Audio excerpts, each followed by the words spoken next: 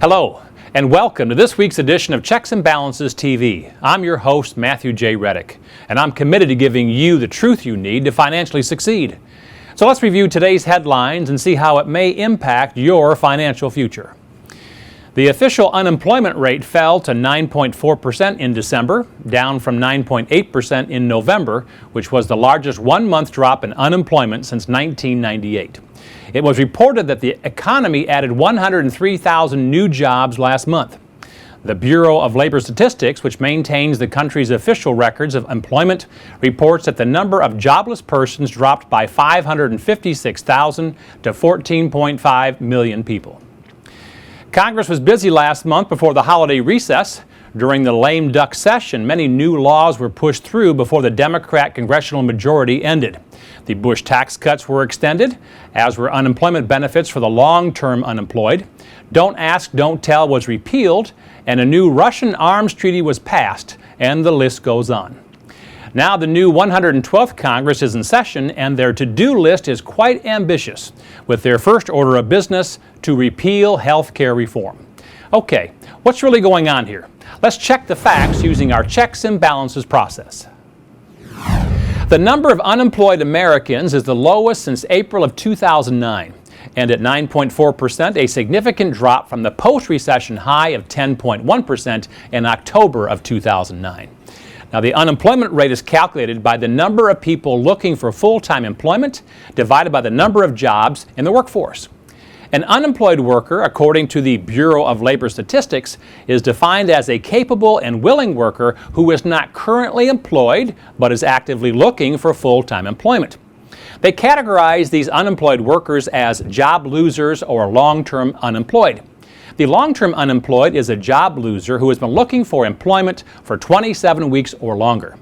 Now, what's not included in the official unemployment rate are those who are only marginally attached to the labor force, which describes individuals who were not employed but were available for work and had looked for employment over the past 12 months.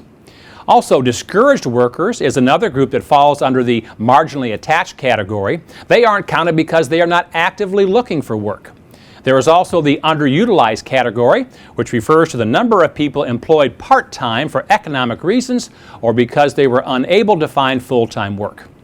Now, when you look at the collective number of all categories of workers, the actual unemployment and underemployment rate today is closer to 16.7%. Now, the average length of unemployment is about 34.5 weeks, up from 29.5 weeks at the end of 2009. And the Labor Department estimates that nearly 10% of the jobless have been looking for work for more than 2 years now. Up until last month, the unemployment benefits ceased after 99 weeks. In order for the unemployment rate to reach the pre-recession level of around 5%, the economy would have to create 335,000 jobs per month for the next 4 years. The Labor Department recently announced that it'll be changing how it measures long-term unemployment and will now track the very long-term unemployed, which are those who have been unemployed for 100 weeks or longer. The congressional lineup has changed in 2011. The previous 111th Congress had a Democrat majority in all three branches of the federal government. Now the new Senate no longer has its supermajority, although Democrats are still holding a 53-47 lead. The House now has a Republican majority of 242 to 193, which puts some of the balance back into the checks and balances in Washington. Congress had an end-of-the-year race to pass through as many bills as possible before many congressmen and women saw their terms come to an end. Their enthusiasm has been matched by the incoming Congress, at least in the House of Representatives. The first and most widely debated order of business is the repeal of the health care reform bill. The GOP prevailed in the House with a 236 to 181 procedural vote for repeal of Obamacare. However, the vote is being called symbolic at best. Any real bill would likely be rejected by the Democrat-controlled Senate or White House. However, the House is laying the groundwork for what will be an uphill battle and continued debate on the pros and cons of health care reform. Congress also has more on their minds than health care this year. They've already passed some new procedural rules. Each bill that comes before the House must include a constitutional authority statement specifying which section of the Constitution allows for passage of the bill. New spending requirements stating that for any spending increase proposed by Congress, it must be offset by spending cuts similar in size. And no new taxes will be created to pay for any new programs. And now every bill must be posted online for at least 72 hours before a final vote is taken. Okay, so you may be asking yourself, Matt, what does all of this mean to me? Well, now that we've checked the facts, let's balance this news using our checks and balances process to determine what action you should take today. The economy continues to appear to be taking one step back instead of two steps forward by creating just enough jobs to keep pace with new entrants to the workforce. So the big question here is, where did the 453,000 other previously unemployed job seekers go last month? If the economy only created 103,000 jobs, but more than 556,000 people dropped off the unemployment radar, where do they go? Well, with expiring unemployment benefits, it could be possible that there is no incentive for these very long-term unemployed to continue looking for work, a requirement when receiving unemployment benefits. It wasn't certain that benefits would be extended to this group until the law was signed by President Obama on December 17th. Now, these varying degrees of unemployment paint an inaccurate picture of where this country is on the road to recovery. The Labor Department chose to increase the time it counts unemployment to better understand the effects of the recession. A spokesperson for the Bureau of Labor Statistics admits that the long-term unemployment rate has grown dramatically over the past few years, and the cap may be understating the true average and severity of affected workers. While finding true data is important to monitor and maintain, over-categorizing data may further lead to inaccurate reports and the disappearance of 500,000 job seekers. Critics of the health care reform bill call it unconstitutional to require every citizen to have health insurance. It's too expensive to fund to the extent it was proposed, and that it was rushed through without enough thoughtful consideration. And who can forget then House Leader Nancy Pelosi saying, "If you want to know what's in the health care bill, you'll just have to pass it to see it." Oh my, oh my. The first order of business of the new Congress is to put steps in place to ensure that these types of rushed bills and eventual laws do not get pushed through without adequate consideration in the future. Each bill must now have constitutional backing, money available to properly fund the project, and the entire bill must be made public for all to see, read, and digest before a vote is taken. Okay, so what's the bottom line here? The recent unemployment numbers suggest that unemployment in this country is improving. However, with unemployment benefits initially set to expire in December, there was no government incentive to job hunt. Now, with the benefits extended, if the number of people actively seeking employment rises again in January, we may be looking at a different reality. When the government gives someone an incentive to look for work, such as the extended unemployment benefits, and then there is a surge in the number of active job seekers, which again is a requirement of collecting unemployment, it may point towards the fact that some people would rather just collect the benefits than find a job. And it's the responsibility of our federal government to make decisions that are in the best interest of all Americans. To do their job correctly, they need to slow down, read, absorb, discuss, review, and reflect on each and every new bill that comes before them. They should look at not just both sides of the aisle, but all sides of a bill to be sure it makes the most sense for the country as a whole. I only hope that the new Congress can work together on something as serious as health care reform and really get it right. We cannot afford any financial mistakes on this one. In this week's CBTV poll, we asked Americans an important question. Which legislative item would you most like the new Congress to focus on this year?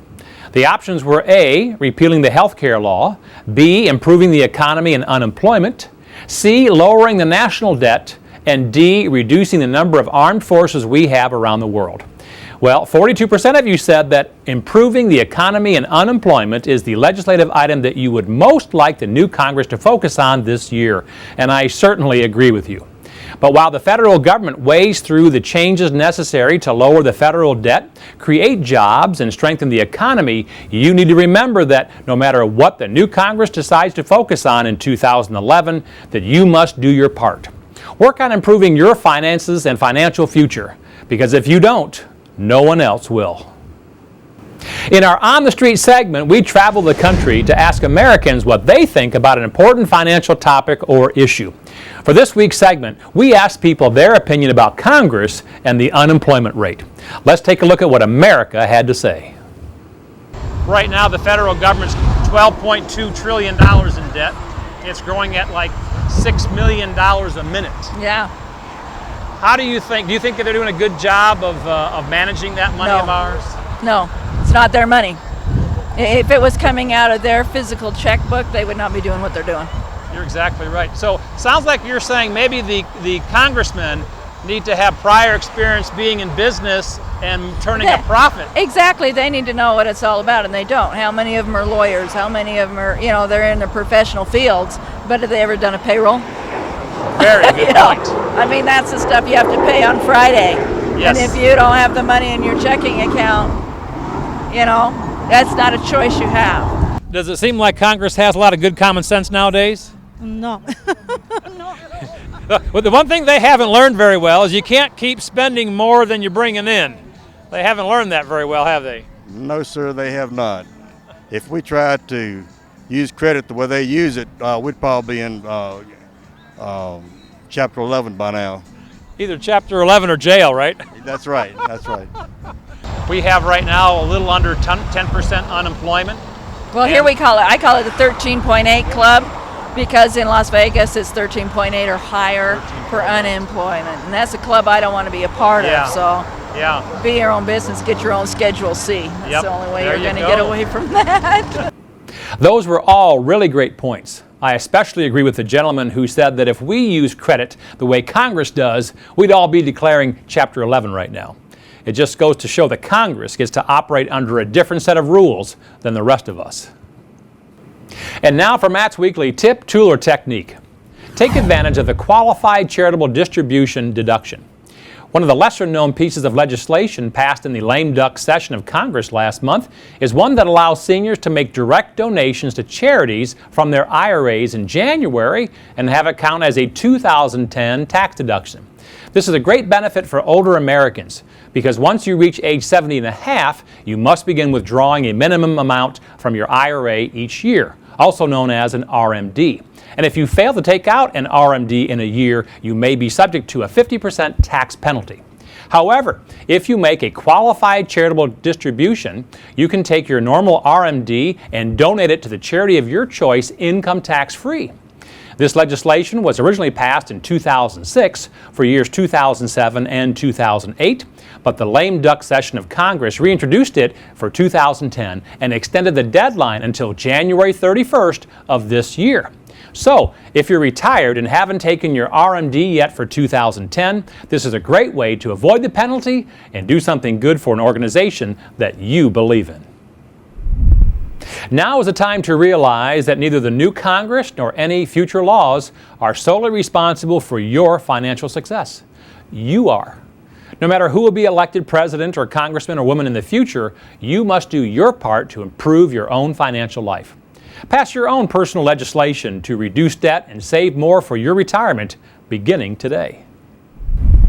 Mark your calendars for the next installment of our Truth About series. This upcoming episode will air later this week and is on the truth about mutual funds.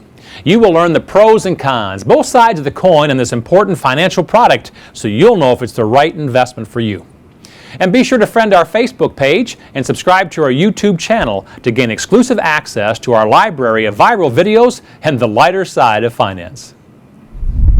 For more information on how to become a checks and balances savvy consumer and to download any of our free reports, visit the download section of our website. Also, be sure to get your copy of the 10 Simple Steps to Financial Freedom, a free report that gives you 10 easy steps to spending less, saving more, and becoming truly financially free in the future. And while you're on the site, remember, your voice counts. Be sure to take this week's poll and visit our Tell Us What You Think section to share your opinion. make your voice heard. And finally, remember that only you can control your financial future. You can succeed. You just need confidence and determination. I'm Matthew J. Rettick from Checks and Balances TV. Be sure to join us next week when we'll discuss the big game, how to get a win from your financial plan. Until then, spend less, save more, believe in yourself, and make it happen.